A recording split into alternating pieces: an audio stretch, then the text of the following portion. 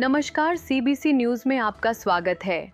America से tariff पर तनाव के बीच भारत के लिए पड़ोसी देश चीन से राहत की खबर आई है। दोनों देश के रिश्ते में कई वर्षों बाद एक बार फिर गर्माहट दिखने लगी है और सीमा पर स्थिरता बहाल हो रही है। रिश्तों में सुधार के संकेत चीन के विदेश मंत्री वांग यी और राष्ट्रीय सुरक्षा सलाहकार NSA अजीत डोभाल के बीच मुलाकात के दौरान भी दिखे।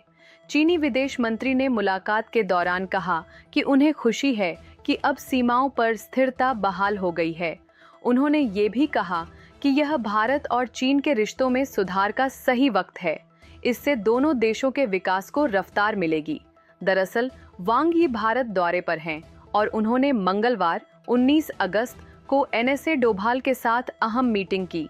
इस दौरान कई मुद्दों पर चर्चा हुई।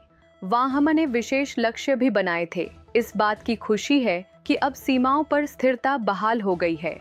चीनी विदेश मंत्री वांग यी ने NSA डोभाल की तारीफ में कहा, मैं आपके अजीत डोभाल भारतीय पक्ष के विशेष प्रतिनिधि के रूप में किए गए प्रयासों की सराहना करता हूं।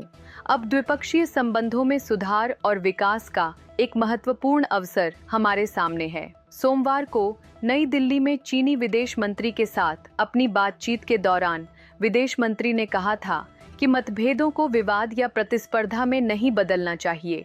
उन्होंने आगे कहा कि चीनी नेता की भारत यात्रा दोनों देशों को द्विपक्षीय संबंधों की समीक्षा करने का अवसर प्रदान करती है और यह वैश्विक स्थिति और आपसी हितों के कुछ मुद्दों पर विचारों का आदान प्रदान करने का भी उपयुक्त समय है।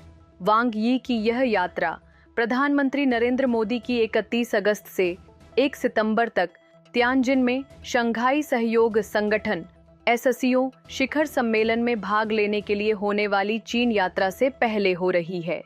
पूर्वी लद्दाख में वास्तविक नियंत्रण रेखा पर चीनी सेना की कार्रवाई के बाद भारत और चीन के संबंधों में खटास आ गई थी, जिसके कारण गतिरोध पैदा हो गया था।